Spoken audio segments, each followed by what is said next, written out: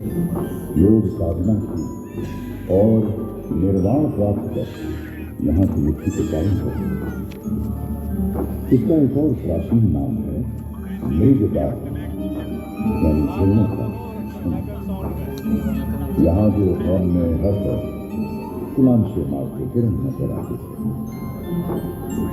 लगभग 2700 साल पहले यहीं की पगडंडियों पर अंकित हुए बुद्ध के चरण चिन्ह।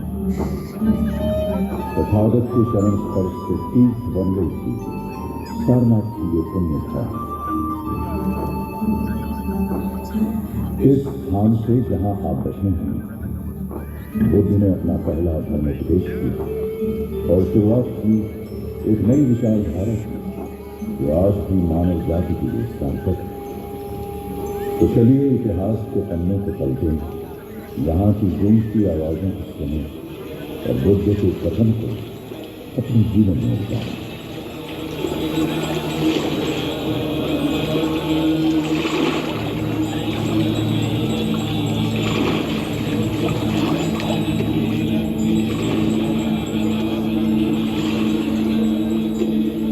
कुछ ही दूर एक शहर है, दुनिया के सबसे प्राचीन शहरों में से एक शहर जो इतिहास में कई नामों से जाता है।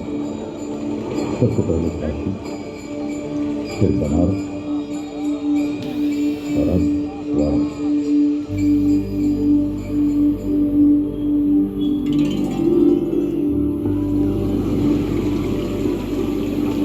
मंदिरों की नगरी है बाबा विश्वनाथ की नगरी। हर शाम शहर के अनगिनत घाटों पर भगवान को अर्पित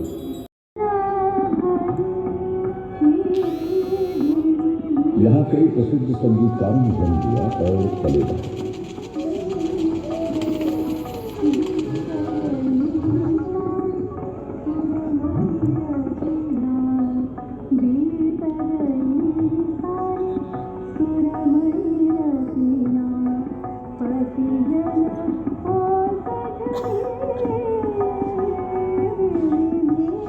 युगों से विश्व का आध्यात्मिक केंद्र रहा है ये शहर।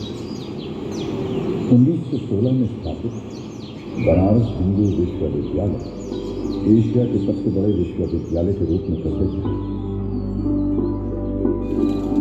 वर्षों से जलती शिकायती आग मणिकर्णिका था।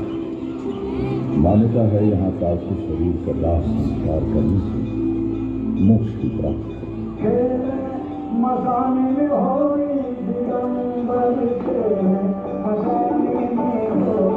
महादेव तो रोज यहाँ होली खेलते हैं, रोज होली का दहन होता है।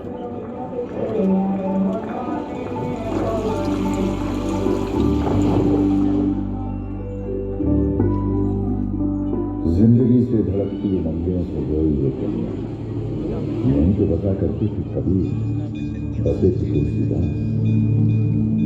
मनुष्य के हाथों ने बनाई ये अद्भुत नगरी और वो ही शांति की तलाश, गंगा में डुबकी लगा तन और मन की शुद्धता, आध्यात्मिक जिज्ञासा लिए यहाँ खींचा चला।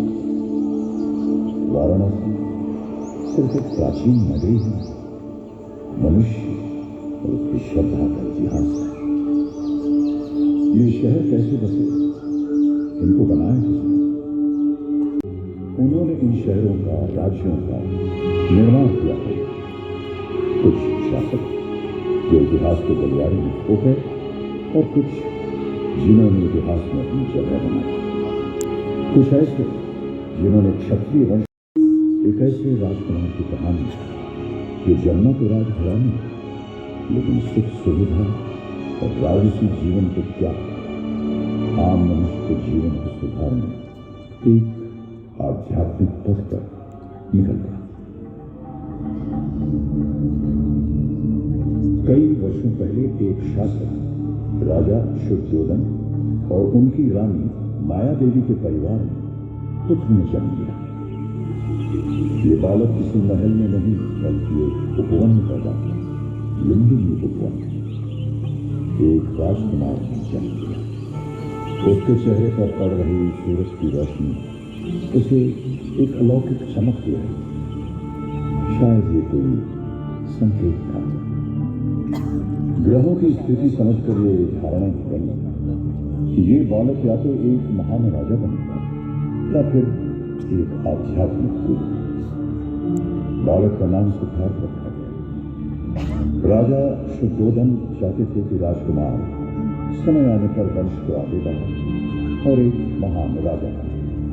वो सिद्धार्थ की तकदीर बनाने में लग गए या उनका ऐसा धन था। समय बीता और सिद्धार्थ 29 साल के हुए। क्षत्रिय वंश उस मटमैले पानी की तरह है जिनके नीचे व्याप्त शांति है, मगर वो सब उससे अनजान है। एक संभव उत्पादन के साथ विद्युत की बाहर की दुनिया से पूरी तरह अनजान। एक दिन महल के प्राचीर पर खड़े सिद्धार्थ ने नीचे देखा। उन्होंने वो देखा जो आज तक नहीं देखा, जो शायद उनकी कल्पना से भी परे उनके मन में सवाल लगे। वहां क्या है? किस तरह के लोग वहां रहते हैं? किस तरह की चीजें हैं? मैं जानता नहीं, कभी देखा भी नहीं, पर देखना चाहता हूं। एक दिन चुपचाप महल से निकल गए। अपने साथी के साथ सिद्धार्थ उस नई दुनिया में आए। यहां तो हवा बिल्कुल वैसी है जैसी हवा में हम रोज सांस लेते हैं। पेड़ और फूल भी वैसे ही जैसे महल की बागीचों में। इस बहते हुए पानी की कलकल, इसका रंग भी बिल्कुल वही।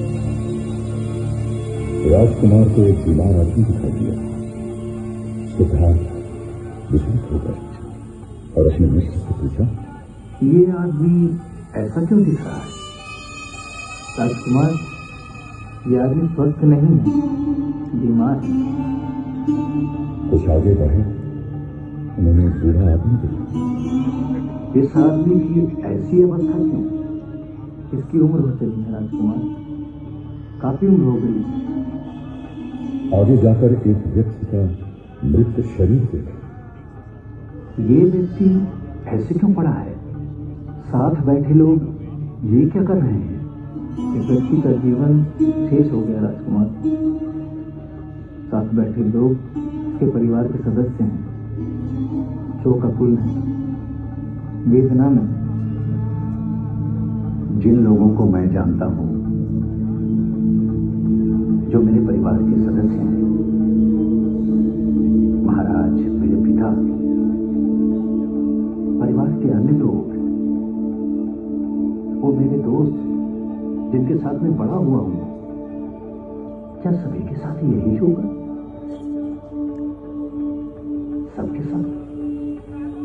राजकुमार, बुढ़ापा तो सब पर आएगा। हम सभी कभी न कभी बीमार ही होंगे और हम सभी को मृत्यु भी प्राप्त होगी। महल के अंदर की दुनिया उन सच्चाइयों से परे थी जिनसे सिद्धार्थ का आज सामना हुआ। उनकी दुनिया आज टूट कर बिखर गई, वो शोक में डूब गया। वो उन सभी दृश्यों के जवाब चाहते जो उन्होंने महल के बाहर देखे। उन्हें इस बात का आभास हुआ कि अभी तो बहुत कुछ देखना है, समझना है, जानना है। उनके मन की आवाज उन्हें बार बार खचोट है कि वो उन सच्चाइयों के महज गूंगे दर्शक बनकर नहीं रह सकते। उन्हें उस सच्चाई को खोजना था जिनमें जीवन के जवाब छिपे थे। उस दिन के बाद सिद्धार्थ चुपचाप कई बार महल की सीमा के बाहर निकले, सच्चाई की तलाश में। उन्हें जवाब चाहिए था।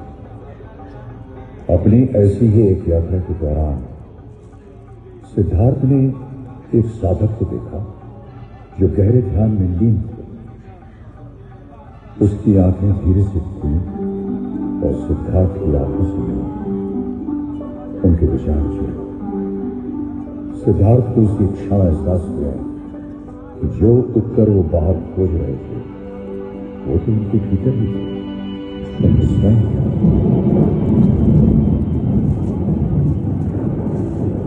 उनका निश्चय आकार करने लगा। अगर आसपास के लोगों को उनके दुख दर्द समझाने में मदद करनी है तो उन्हें स्वयं इस पहलू को समझना पड़ेगा, अन्यथा उनका अपना जीवन अधूरा रहेगा। उन्हें इस बात का एहसास हुआ कि सांसारिक गतिविधियों में लिप्त रहकर सच्चाई की खोज की यात्रा शुरू न हो सके।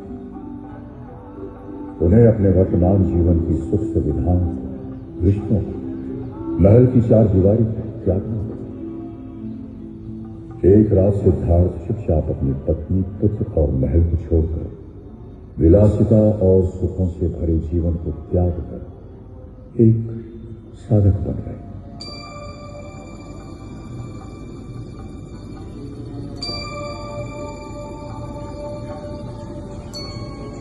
नए रास्तों और दिशाओं में चलते हुए सिद्धार्थ कई भिक्षुओं और ध्यान सिखाने वाले गुरुओं से मिले। उनकी पद्धति सीखी और उसमें महारत हासिल की। वो गहरे ध्यान में लीन होते गए। एक आश्रम में 5 भिक्षुओं के एक दल ने उन्हें ध्यान की इस अवस्था में देखा। उन्हें लगा कि ये व्यक्ति बुद्ध बनेंगे और यदि इस प्रक्रिया में वो उनके साथ रहे, उनसे जुड़े रहे, तो उन्हें भी विवेक और ज्ञान की प्राप्ति होगी। ये कौन है? चेहरे पर इतनी शांति, अपने चारों तरफ की ध्वनि से अनजान, अपनी तपस्या में लीन। इनका अनुसरण करना चाहिए। इनके साथ रहें तो हमें भी ज्ञान की प्राप्ति होगी। वो सिद्धार्थ के पहले अनुयायी बने और जिनमें महानमन, वक्त, भद्रिदय और अश्वती, इन्होंने सिद्धार्थ का अनुसरण किया, उनकी सेवा की और ज्ञान प्राप्त किया। सिद्धार्थ की साधना चलती रही, लेकिन लगभग 6 वर्ष के बाद भी उन्हें अपने प्रश्नों का जवाब नहीं मिला। उनको एहसास हुआ कि मंजिल बहुत दूर है और समय एक नाथ जीवन। वो चाहते थे कि उनके आसपास के लोग जन्म, मृत्यु और उसके बीच के काल को समझें, जीवन के सार को समझें। उनके लिए जीवन का सार एक दिए के समान था। अगर हम एक दिया जलाते हैं तो कुछ समय पश्चात वो बुझ जाता है, और अगर हम एक दिए से अनेकों दिए जलाएं तो चारों ओर इतना प्रकाश फैल जाएगा कि प्रकाश सीमित नहीं रहेगा। वो औरों का जीवन भी रोशनी से भर देगा। सिद्धार्थ मानते थे कि बाहर के युद्ध को जीतने से बेहतर है भीतर के युद्ध को पहले जीता जाए। एक बार यदि मन की शांति प्राप्त हो जाए तो उसे कोई चुरा नहीं सकता। वैसे ही हमारे भीतर का आनंद, जो परछाई बनकर हमारे साथ रहता है, हमें कभी नहीं छोड़ता। एक दिन सिद्धार्थ अपने आखिरी आश्रम से निकल पड़े, अपने आप ही इस भीतर के युद्ध को जीतने के लिए, और उनके पीछे पीछे चल पड़े 5 भिक्षु। वे बिहार के उरुवेला नामक गांव जा पहुंचे। बिना कुछ खाए पिए निराहार रहते हुए उन्होंने तपस्या आरंभ कर दी। सिद्धार्थ अपने शरीर को कठोर यातना दे रहे थे, स्वयं को परीक्षा की चरम सीमा तक ले जाना चाहते थे। एक दिन ध्यान करते हुए सिद्धार्थ अचेत हो गए। जब होश आया, उन्होंने विचार किया कि सत्य की खोज का ये मार्ग सही नहीं था। हमारा शरीर एक बीड़ा की तरह है। यदि वीणा के तार धीरे छोड़ दिए जाए तो कोई स्वर नहीं निकलेगा, और यदि वीणा के तारों को कसते कसते फेंक दिया जाए तो टूट जाएंगे तार। ये सब विचार करते करते वे पास के ही गांव में एक गृहस्थ के द्वार पर पहुंचे। वहां पहुंचकर क्षीण कंठ से उन्होंने पुकार लगाई, भिक्षा दे। सिद्धार्थ का ये रूप देखकर पांचों अनुयायियों को लगा उनके साथ धोखा किया है। ये तो अपनी तपस्या छोड़ भिक्षा मांग रहे हैं, अपना ध्यान तोड़ दिया। ये कैसे सन्यासी हैं? जो अपने मार्ग से भटक जाए वो हमें क्या ज्ञान देंगे? हमें अपना मार्ग ढूंढना होगा, अपना पथ, वरना हम भी भटक जाएंगे। यही सोचकर उन्होंने सिद्धार्थ का साथ छोड़ दिया।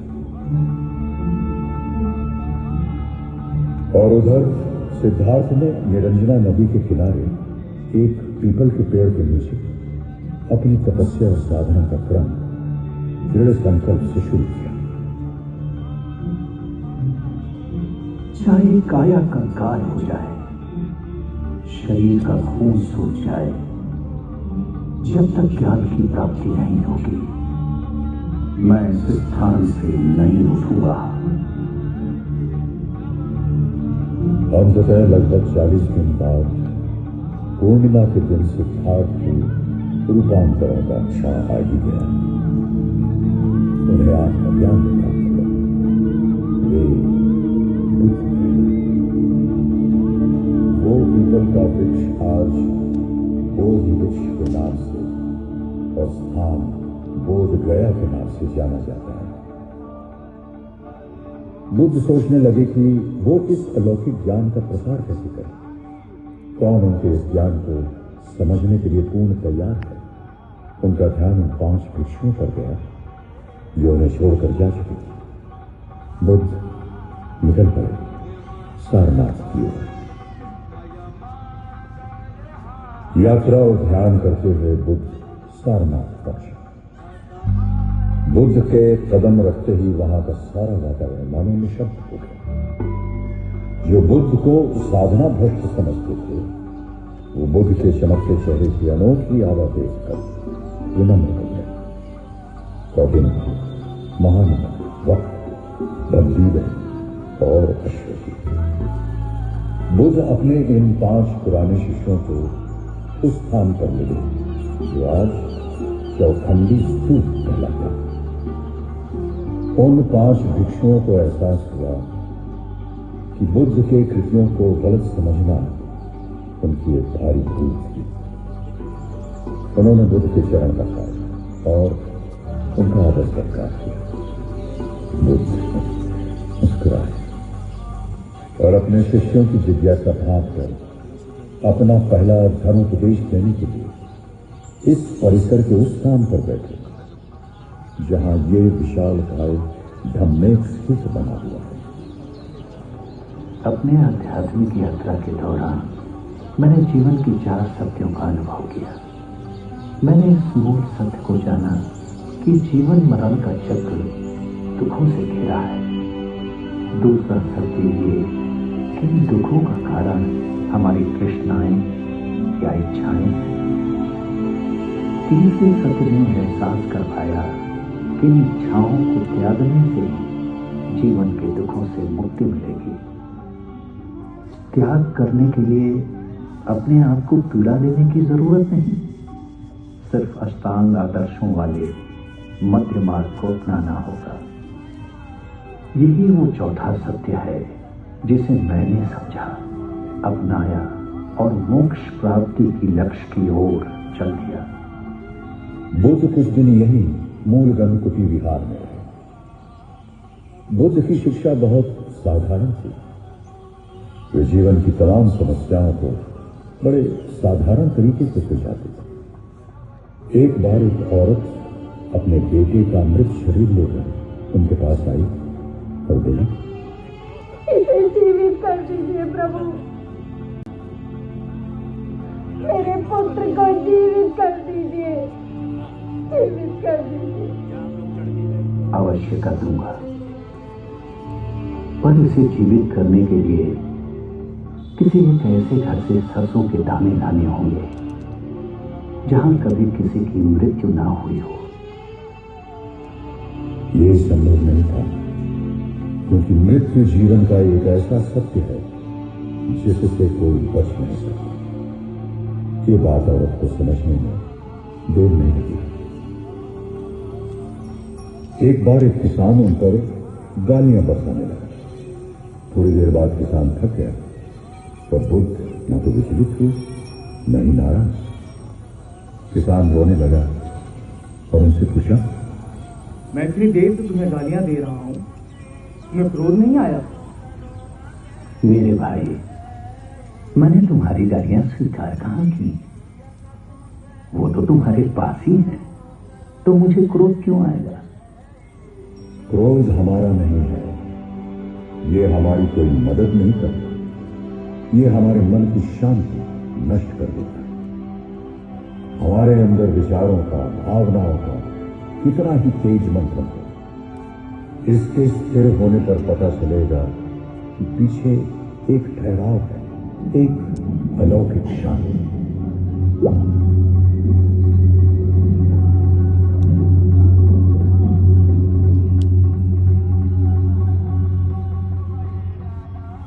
बुद्ध ने अब अपना जीवन हर तरह के लोगों को समर्पित कर दिया था। राजाओं, दासियों, सैनिकों, साधारण लोगों। उन्हें लगता था ये सब आत्माएं उस मटमैले पानी की तरह हैं जिनके नीचे व्याप्त शांति है, मगर वो सब उससे अनजान है। एक तालाब में जहां लोग स्नान करते हैं, अपने वस्त्र धोते हैं, तो तालाब का पानी कैसा दिखता है? गंदा दिखता है। पर क्या तालाब का पानी गंदा है? नहीं, पानी गंदा नहीं है। पानी को थोड़े समय के लिए विचलित न करें, उसे शांत रहने दें, तो सारी गंदगी थोड़ी देर में तालाब के तल में बैठ जाएगी और पानी पुनः अपने वास्तविक रूप में दिखाई देगा, शांत और स्वच्छ। बुद्ध ने संघ की स्थापना की और अपने पहले 60 भिक्षुओं को देश की अलग अलग दिशाओं में भेजा, ताकि वो लोगों से मिले और बुद्ध के विचारों को जन समूह तक पहुंचाए। बुद्ध एक और लंबी यात्रा पर आगे बढ़े। उनका लक्ष्य लोगों तक पहुंचना और अपने उपदेशों द्वारा उन्हें जीवन को सही तरह से जीने की राह दिखाना। शासकों का नाम उनके शासनकाल से, उनकी जागीर से जाना जाता है। किसका कितना बड़ा साम्राज्य था, किसने कितने समय तक राज किया और कैसा राज किया। ईस्वी पूर्व 3वीं शताब्दी में मौर्यकालीन शासक थे सम्राट अशोक। उन्होंने कलिंग साम्राज्य के साथ युद्ध किया और विजय प्राप्त की। लेकिन युद्ध के बाद जब उन्होंने चारों तरफ विनाश किया, उनका दिल पश्चाताप से कुंठित हो गया।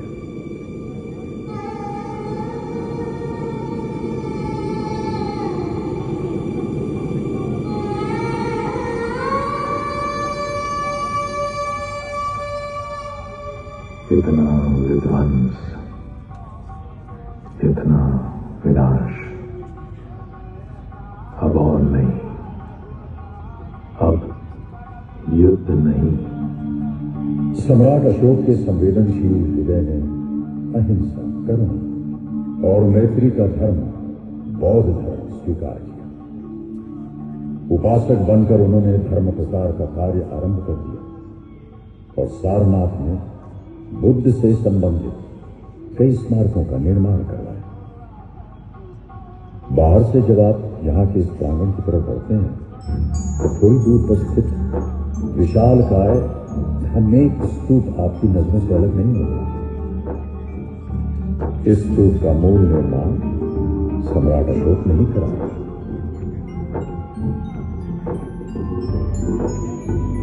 सारनाथ में एक विशाल स्तंभ के कुछ अंश आज भी है, जिसे सम्राट अशोक ने बनवाया। इस स्तंभ के ऊपर 4 शेरों वाला सम्राट का राज चिन्ह और धर्म चक्र बना हुआ है, जो आज भारत का राष्ट्र चिन्ह बन गया है। सम्राट अशोक ने धर्मराज का स्तूप और बौद्ध भिक्षुओं के रहने के लिए विहारों का निर्माण करवाया। सारनाथ में बुद्ध के निवास स्थल मूल गंधकुटी विहारा बनवाकर उन्होंने बुद्ध के प्रति अपनी श्रद्धा अर्पित की। बुद्ध थे तो एक आम मनुष्य, जो युवराज के रूप में पैदा हुए, अपने आसपास के जीवन को देखा, दुख दर्द को देखा और एक लंबी यात्रा पर निकल गए। उनकी देशना, उनके वचन हमारे वर्तमान दौर में और भी सार्थक है। सारनाथ भारत का एक बौद्ध तीर्थ है, बौद्ध धर्म का संपूर्ण संस्कार है। बुद्ध के चरणों की कंपन, उनके वाणी की गूंज, मानो आज भी यहाँ के स्तूप, अशोक स्तंभ और विहारों के अवशेषों में बसी हुई है। विश्व का गौरव, संस्कृति का सार, सारनाथ।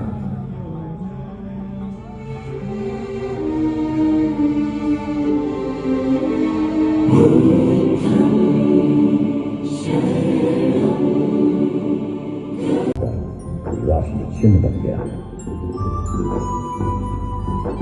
सम्राट अशोक ने धर्मराज का स्तूप और बौद्ध भिक्षुओं के रहने के लिए विहारों का निर्माण करवाया।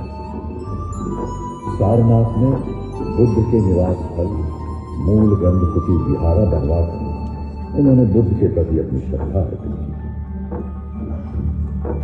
बुद्ध थे तो एक आम मनुष्य, जो युवराज के रूप में पैदा हुए, अपने आसपास के जीवन को देखा, दुख दर्द को देखा और एक लंबी यात्रा पर निकल गए। उनकी देशना, उनके वचन हमारे वर्तमान दौर में और भी सार्थक है। सारनाथ भारत का एक बौद्ध तीर्थ है, बौद्ध धर्म का संपूर्ण संस्कार है। बुद्ध के चरणों की कंपन, उनके वाणी की गूंज, मानो आज भी यहाँ के स्तूप, अशोक स्तंभ और विहारों के अवशेषों में बसी हुई है। विश्व का गौरव, संस्कृति का सार, सार।